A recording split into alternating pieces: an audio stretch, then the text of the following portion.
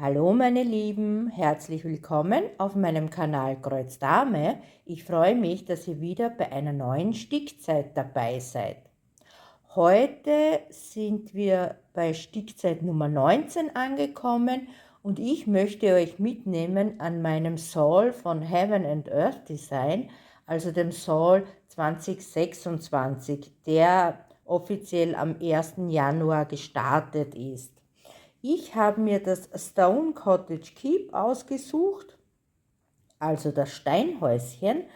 Und ja, das wird 305 Stiche breit und 289 Stiche hoch, also es ist ja fast quadratisch.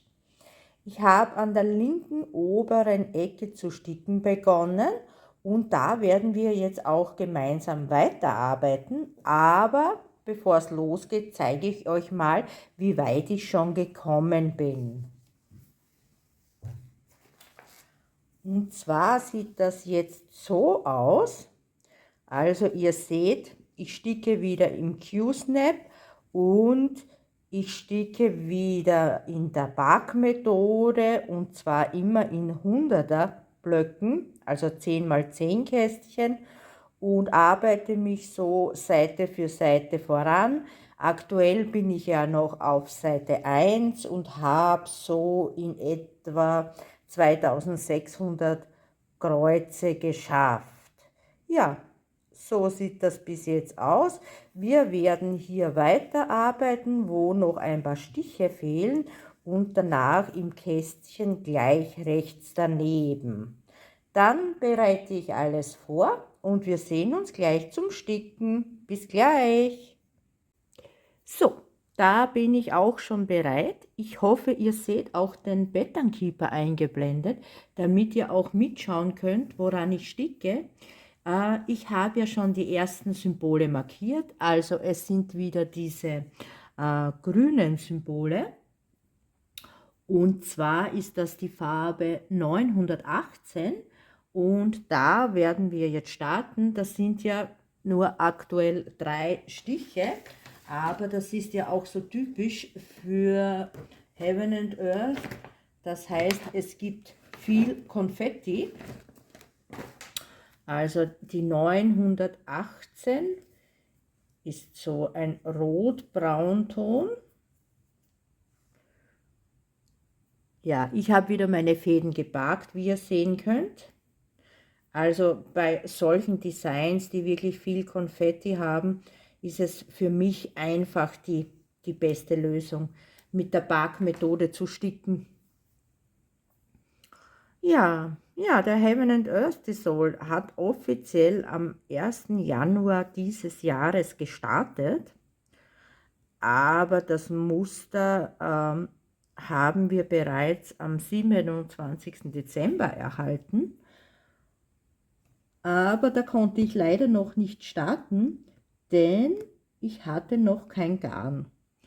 Also das Garn, das ihr hier seht, ist nämlich von Painting Fairy Cross Stitch und ja, meine Lieferung kam mit etwas Verspätung an und so habe ich dann erst am 30. Januar mein Bild begonnen zu sticken.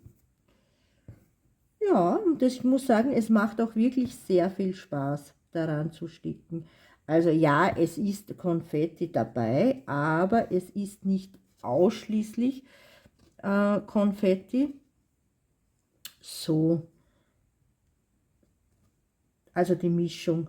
Die Mischung macht's und zwischen Color Blocking und Konfetti und ich finde, das passt bei diesem Design.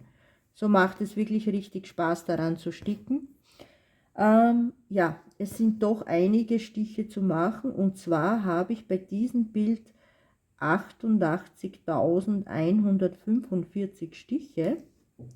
So, ich versuche gerade meinen Pinstitch. Vor der Kamera ist das ja nicht so einfach. Ja, es waren ja nur 3 Kreuze jetzt zu sticken.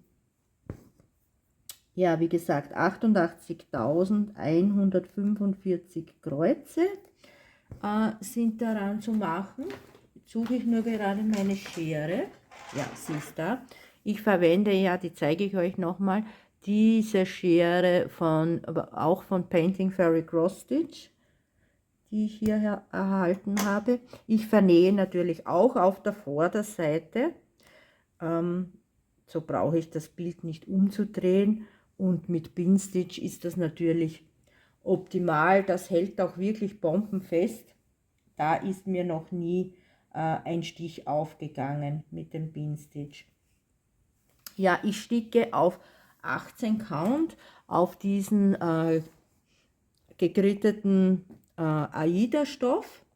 So, ich streiche kurz ab. Also wir haben 3 Stiche gemacht von der 918. Dann machen wir diese nächsten 3 Symbole, die Farbe 3858. Ich zeige euch noch meine Garnkarten. Also die sehen wieder so aus wie üblich, also mit dem 10 Nummern. Und so wie ihr sehen könnt, ich habe die noch nicht fertig gekittet, denn wie gesagt, ich habe erst am 30. Dezember das Garn erhalten und dann wollte ich gleich loslegen. Und so habe ich tatsächlich nur diese Farben gekittet, die auch vorgekommen sind bis jetzt. Und das sind natürlich noch nicht alle Farben. Ja, das heißt, wenn wieder eine Farbe drankommt, die ich noch nicht verwendet habe, dann werde ich sie auf meine Garnkarten kitten. Und ja, so macht das auch richtig viel Spaß und ich brauche mich da nicht so lange mit dem Garnkitten aufhalten, denn das mag ich ja eigentlich gar nicht, denn ich möchte gleich sticken. Und ja, so habe ich eine gute Lösung für mich gefunden. So. Dann machen wir diese 3 Stiche in der Farbe 3858. Also ich starte auch hier wieder mit dem Loop Start. Ja, ich muss auch noch dazu sagen, ich habe am 30. dann eigentlich begonnen auf 25 Count zu sticken, und zwar 1 über 1, aber es hat mir dann überhaupt nicht gefallen, das Ergebnis. Also die Kreuze, man hat es nicht erkannt, dass es Kreuze sind. Ja, wie gesagt, es hat mir nicht gefallen. Und nach circa, ich glaube 350 oder waren es 370 Stichen, habe ich dann das Ganze beendet und habe mir noch den 18 Count Stoff rausgesucht. Ja, und an dem sticke ich nun. Und ja, das ist mein Wohlfühl-Count Aida, und ich glaube, das ist auch das Beste, dass ich an dem sticke, denn ja, sind ja viele Kreuze daran zu machen, und wenn man dann keinen Spaß hat daran zu sticken, dann wird man vermutlich bald aufhören daran zu sticken. So, ich bin ein bisschen verrutscht, entschuldigt. So, wieder 3 Stiche geschafft. Also ihr seht, es sind immer nur ein paar Stiche und danach muss man den Faden schon wieder beenden. Auch das ist typisch bei den Designs von Heaven and Earth. Ja, wie gesagt, gestartet offiziell am 1. Januar. Am 27. Dezember haben wir aber das Muster bereits erhalten. Ich streiche kurz ab die 3 Kreuze. Und danach sticken wir die 3031. Da gibt es wenigstens ein paar Stiche mehr zu sticken. So. Ja, und man konnte sich, ich glaube, bis 14. Dezember für den Soul anmelden. Ich bin mir jetzt aber nicht ganz sicher, ob das der 14. Dezember war. Und ja, dann musste man sich für ein Design entscheiden. Also es gab 12 Designs zur Auswahl. Ja, und ich habe mich dann eben für dieses Steinhäuschen entschieden, obwohl es natürlich auch andere Motive gab, die mir sehr gut gefallen haben. Also zum einen dann waren es die Pusteblumen, die dabei waren. Dann waren auch noch die Libellen, die haben mir gut gefallen. Also sie gefallen mir noch immer. Und die Eule war auch noch, also so ein Bild mit einer Eule, das habt ihr sicher schon gesehen bei meinen YouTube-Kollegen, die auch daran sticken.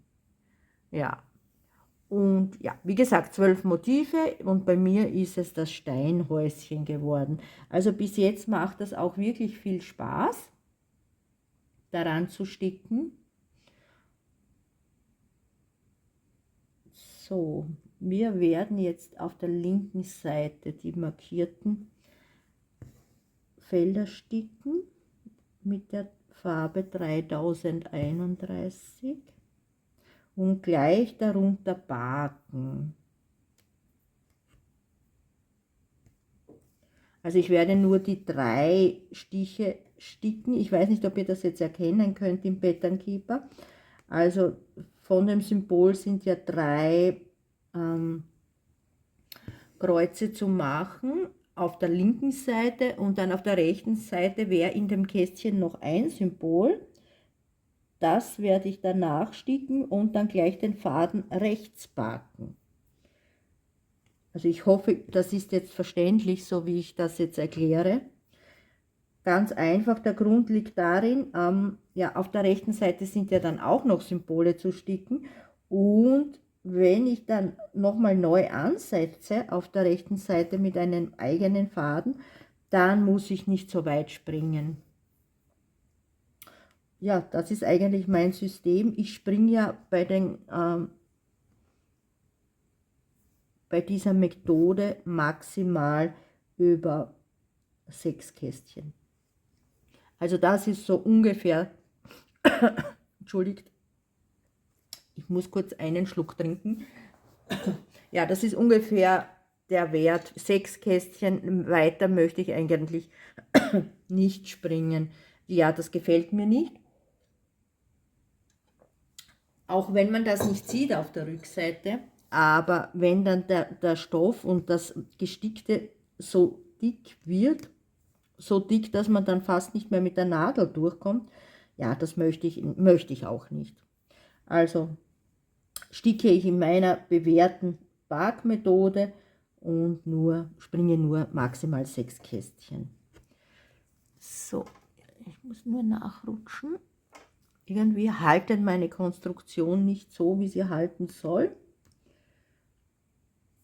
So.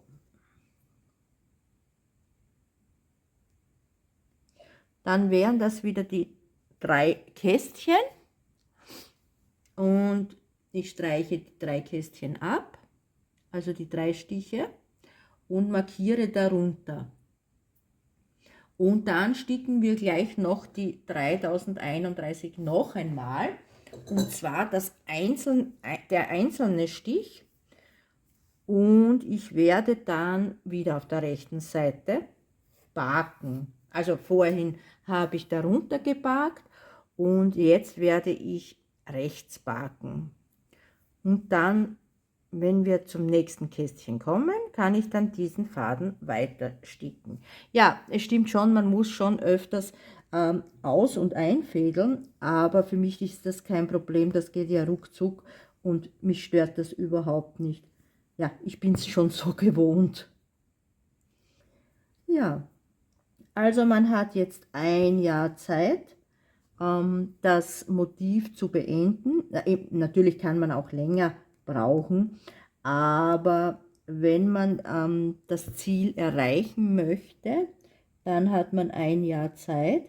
Und ja, das Ziel ist, man bekommt, wenn man das vollständige Muster gestickt hat, die restlichen, also alle 12 Charts, die zur Auswahl waren, bekommt man dann gratis und man bekommt auch noch ein Muster, also ein Chart, gibt es 3 zur Auswahl.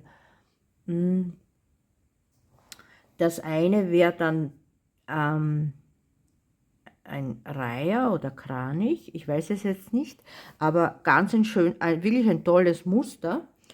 Und das andere, glaube ich, war dann auch noch so ein Häuschen, das man dann aussuchen kann, und das dritte Motiv fällt mir jetzt nicht ein, was das ist.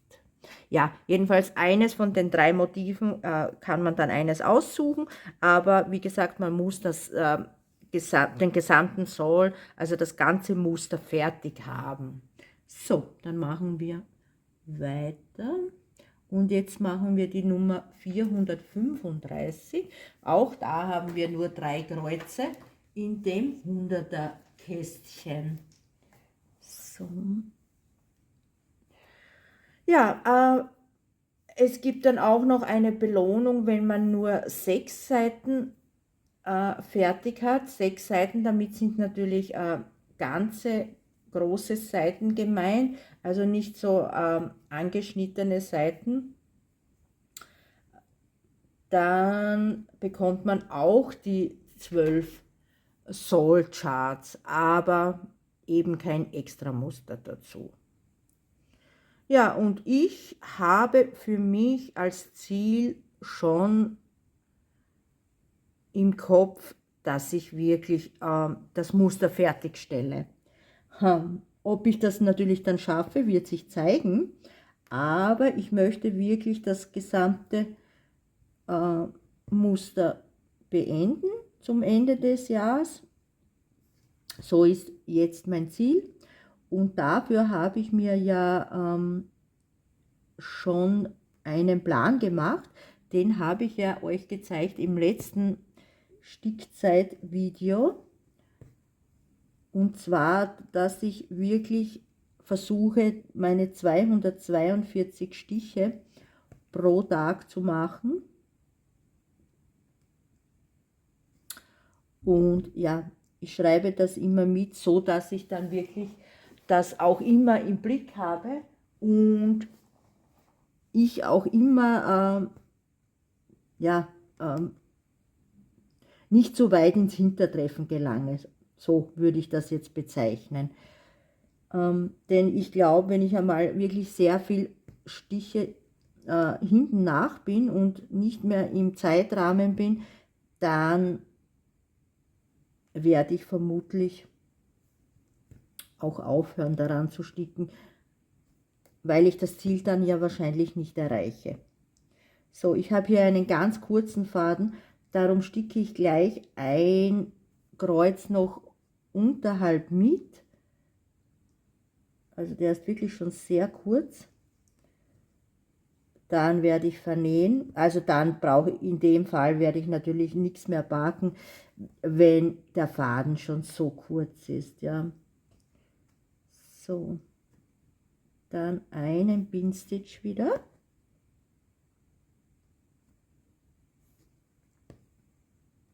Ja, aktuell ist es so, ich habe einen kleinen Vorsprung, da ich ja bereits am 30. begonnen habe und doch etliche Stiche reingemacht habe. Also von daher habe ich einen kleinen Vorsprung.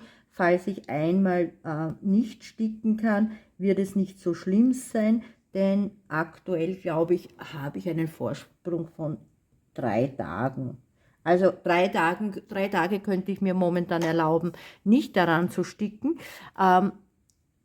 Wenn es mehr natürlich sind, dann muss ich dann wieder aufholen. Ja, so, die Seite ist fertig und einen Stich darunter haben wir mitgemacht, also waren es 4 Stiche. Also aktuell haben wir 14 Stiche und das Kästchen ist jetzt fertig, das 100er Kästchen. Und wir starten auf die rechte Seite in das nächste 100er Kästchen. So, dann suche ich mir mal meine gebackten Fäden, die dafür verwendet werden.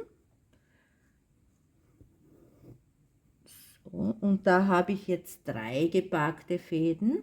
Also ihr seht das auch im Pattern Keeper. Auf der rechten Seite gibt es 3 blau markierte Symbole. Das sind meine gebackten Fäden. So, die anderen werde ich wieder fest heften auf meinen magnetischen Kabeln, so dass sie mir nicht im Weg sind. Und dann starten wir gleich mit dem ersten Symbol. Und ihr seht es im Pattern Keeper, diese Blume ist das. Das ist die Farbe 3799. Da gibt es jetzt endlich einmal mehr als 3 Stiche zu sticken. Und da habe ich auch einen gebarkten Faden. Ja, also ich werde den Soll wahrscheinlich auch mitnehmen, wenn ich in den Urlaub fahre, einfach um das Ziel auch zu erreichen mit Ende des Jahres. Ja, denn mein nächster Urlaub kommt schon wieder, und zwar werde ich ab Mitte Februar wieder im Urlaub sein. Das heißt, es wird in dieser Zeit dann wieder keine Videos geben. Also wann genau das letzte Video jetzt erscheinen wird, weiß ich noch nicht. Aber danach gibt es in etwa, ich glaube 3 Wochen oder mehr als 3 Wochen, wird es kein Video geben. Also ich werde auch nicht vordrehen, denn ja, das stresst mich dann eigentlich nur. Und das möchte ich eigentlich nicht. Also entschuldigt bitte, dass es kein Video gibt in der Zeit. Ja, wenn wir schon beim Thema Urlaub sind, ja, mein Urlaubsziel. Letztes Jahr war ich ja in Vietnam mit meinem Mann, und jetzt im Februar geht es in die Karibik. Und zwar machen wir eine Schiffsreise. Also kennt ihr natürlich mein Schiff von TUI. Und zwar machen wir die Schiffsreise mit den kleinen karibischen Inseln. Also die startet ja in der Dominikanischen Republik in La Romana, und von dort ja, fährt man dann die verschiedenen Inseln an. Ja, und das ist eben mein Urlaub für Februar.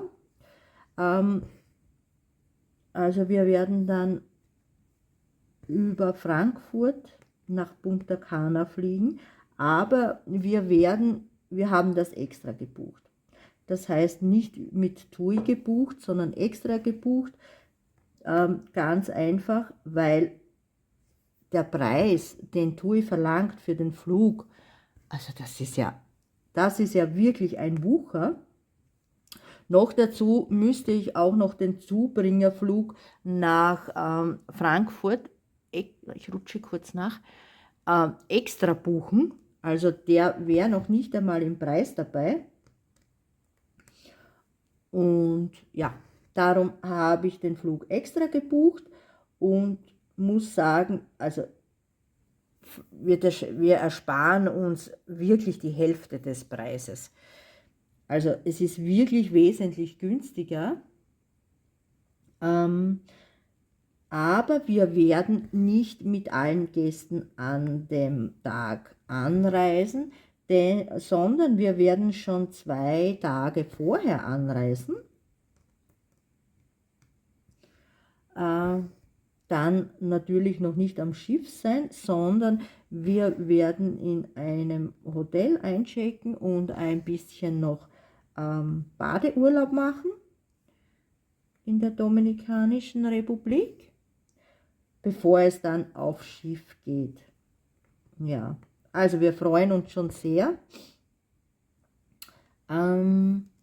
Ja, so ist der Urlaubsplan. Das heißt, ich werde dann so im März wieder zurück sein. Und auch da reisen wir nicht mit den anderen Gästen zurück, sondern auch da habe ich eben den Flug extra gebucht. und wir bleiben noch eine Nacht länger. Ja, das Ganze hat natürlich auch den Grund, sollte es da zu Verspätungen kommen von Seiten des Schiffes oder auch Flugverspätungen bei der Hinreise, dann würden wir ja das Schiff nicht mehr erreichen. Und da wir ja nicht gebucht haben über die Reederei, würden auch die auch nicht auf uns warten. Ja.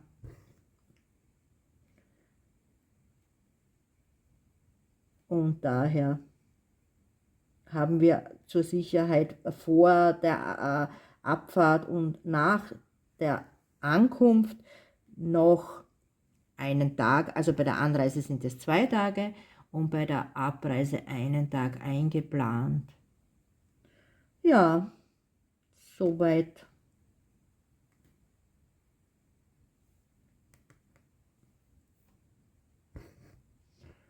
So ist der Plan. Ja, leider wird es dann auch wieder kein Monatsupdate geben im Februar, da ich ja dann wieder nicht da sein werde.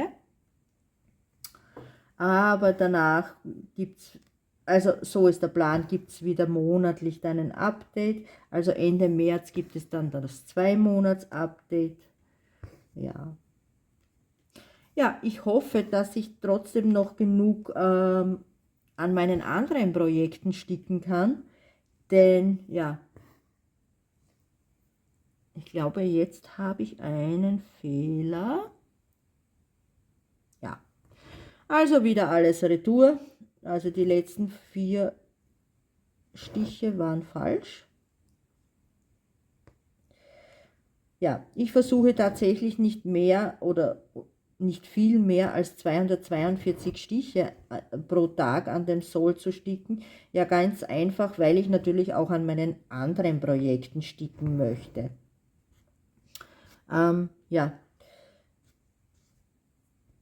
ich könnte natürlich ausschließlich auch an dem Soll sticken und dann würde ich vermutlich auch das Ziel mit Ende des Jahres sehr einfach schaffen, aber das macht mir ja auch keinen Spaß. Und so wie ich mich kenne, würde ich dann auch früher oder später ja, den Spaß daran verlieren, immer nur an denselben Motiv zu sticken. Und genau aus diesem Grund versuche ich wirklich aufzuhören nach den 242 Stichen. Und dann nehme ich mir ein anderes Projekt zur Hand und mache daran ein paar Stiche. Und ich glaube, für mich habe ich damit einen guten Weg gefunden. Zum einen, dass ich trotzdem an dem Heaven and Earth Soul vorankomme, aber gleichzeitig auch meine anderen Projekte voranbringe. Und da sind ja doch einige, an denen ich sticke noch. Ja, von den Videos her, ich werde bald ein Finish-Video zeigen können. Das freut mich, dass ich euch wieder mal ein Finish-Video zeigen kann. Ja, es sind noch ein paar Kleinigkeiten an dem einen Bild zu sticken.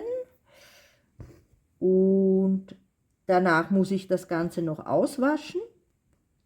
Aber ich glaube, ihr werdet bald ein Finish-Video sehen.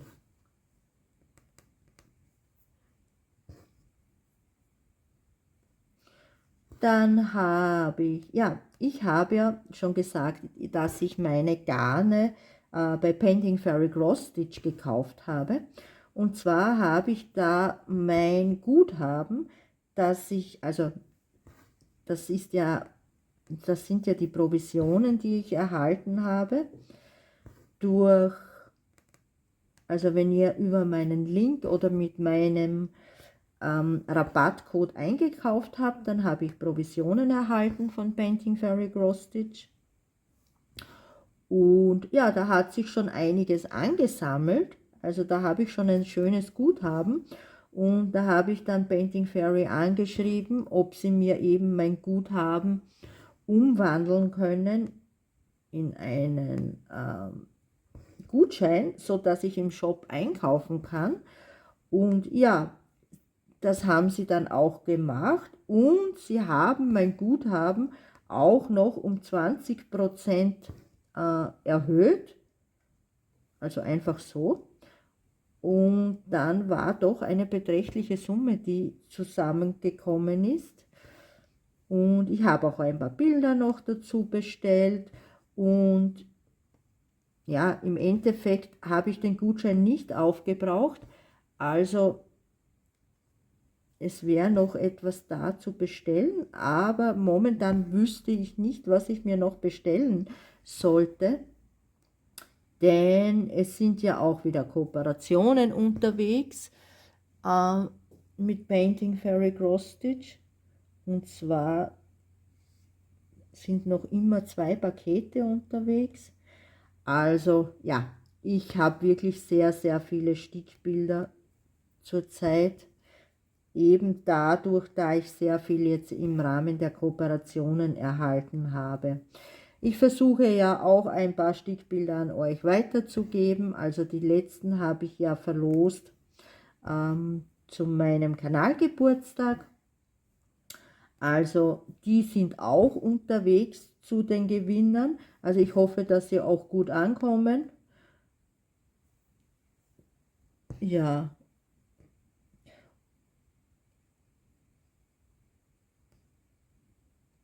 Also mit den Garnen bin ich wirklich sehr zufrieden mit dem ägyptischen Baumwollgarn von Painting Fairy Cross Stitch. Und darum, es ist ja auch wirklich sehr günstig, darum habe ich mich jetzt entschieden, mit diesem Garn zu sticken. Meinen Heaven and Earth Soul. Ja, ich könnte mir auch weiterhin vorstellen, mit den Garnen zu sticken. So, ja, jetzt haben wir doch einiges an Stichen geschafft mit dieser Farbe 3799. So. Also da werde ich nicht backen. Ihr seht ja, darunter gibt es kein Feld, also das zu besticken wäre. Jetzt werde ich mal kurz abzeichnen, was wir schon haben, und das ist ja eine Menge. Ja, das müsste jetzt passen. Aktuell also sind schon 45 Stiche gestickt. So, dann geht es weiter. Ein paar Stiche, oh, das habe ich, rechts habe ich noch nicht abgezeichnet. Oh. Also es sind 46 Stiche, Kreuze. Ja, tatsächlich bin ich ja wirklich gespannt, wie viele Leute tatsächlich das Ziel erreichen und den Soll beenden können mit Ende des Jahres. Aber ja, das ist jetzt natürlich noch nicht absehbar. Wir sticken ja gerade erst ein paar Wochen, also da kann man noch nichts dazu sagen. Und wie gesagt, ich habe mir meinen Plan für mich gemacht, so dass ich nicht die Motivation daran verliere, gleichzeitig auch meine anderen Bilder voranbringe. Ja, ich glaube, das dürfte so passen, zumindest jetzt passt es für mich. Man kann den Plan natürlich abändern, aber ja. Schauen wir mal, wie es läuft. So. Bin ich noch im Bild? Ein Stück verrutscht. Ja, wie gesagt, meine Konstruktion, die ich hier immer aufbaue, ist nicht sehr stabil. Deswegen verrutsche ich auch immer wieder. Aber ich sticke ja normalerweise nicht am Tisch, sondern auf der Couch. Ich habe das Bild in der Hand, also den Q-Snap, wo es eingespannt ist. Und ja, verwende keine Stickständer. Ich sticke auch nicht zweihändig. Kann jetzt auch nicht ganz verstehen, warum das auch so wichtig ist, dass man zweihändig stickt. Denn ich denke, es ist ganz einfach wichtig, dass man für sich eine Methode findet, mit der man gut zurechtkommt. Und das muss jetzt ja nicht unbedingt zweihändig sein. Also für mich passt das Einhändige und ich sticke eigentlich ich sticke eigentlich ja schon viele Jahre und das passt am besten für mich. Genauso ist es mit den Garnkarten.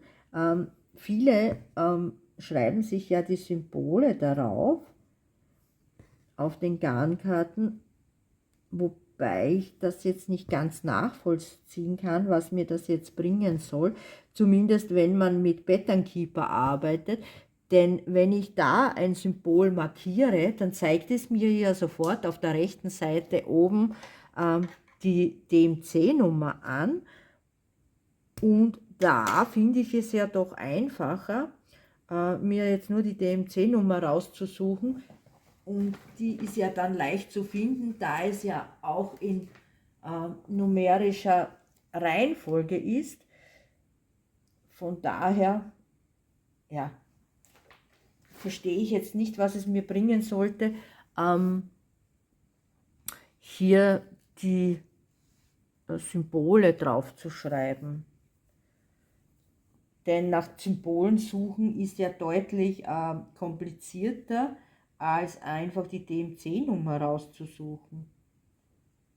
Aber wie gesagt, das Ganze gilt jetzt natürlich nur dann, wenn man den Pattern Keeper hat, denn da zeigt es einen ja gleich die DMC-Nummer an. So, wie weit sind wir? Wieder markieren. Aktuell haben wir 54 Stiche und schon eine halbe Stunde gestickt. Also es geht eher langsam voran. Die nächste Zahl ist die 317. Das ist ein dunkles Grau. 317. Und da sehe ich 4 Stiche, die leuchten. Und ja, ein Stich ist darunter, in dem Kästchen darunter, und den werde ich natürlich gleich mitsticken, denn ja, für einen Stich backe ich auch nicht den Faden. Ja,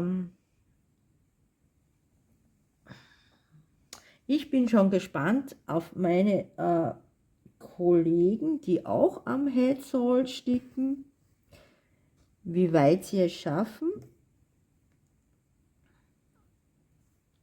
wie lang die Motivation bei ihnen anhält.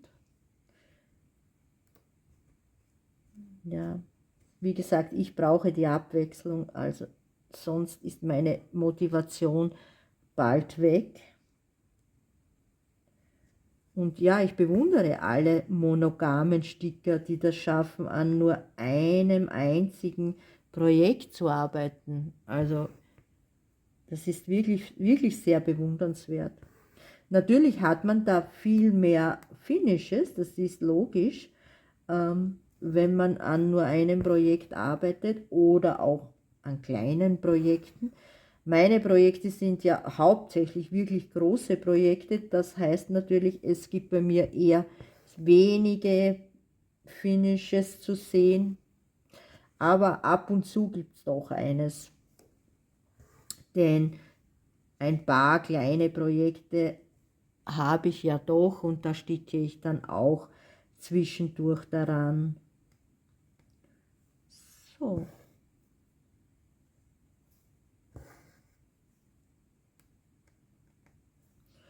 Die letzten 2 Kreuze von 317.